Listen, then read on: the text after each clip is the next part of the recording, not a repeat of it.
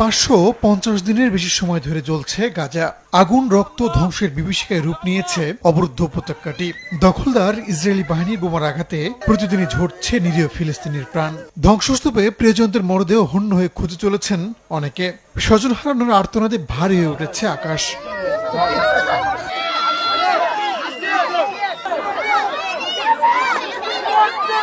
একমুঠো খাবারের জন্য হাহাকার করছে ছোট্ট শিশুরা। নেই খাবার, পানি, বিদ্যুৎ, প্রয়োজনীয় কাপড়।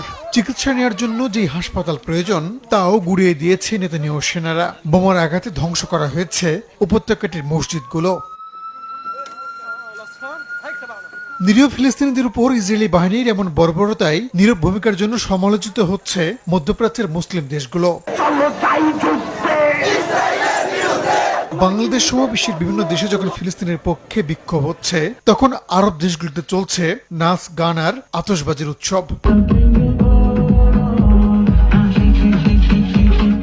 চলতি সপ্তাহে সৌদি আরবের আল উলার জাবাল আল ফিলে আয়োজন করা হয় ডিজে পার্টির। বিখ্যাত এলিফ্যান্ট রকের সামনে পাশ্চাত্য সুরে রাতভর নাচ গানে মেতে ওঠে তরুণ তরুণীরা, যা এরই মধ্যে সমালোচনার জন্ম দিয়েছে।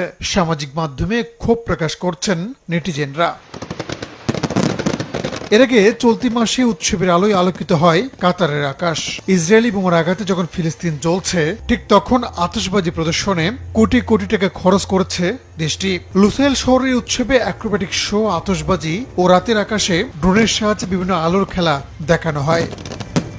রাহানুল রানা, সময় সংবাদ।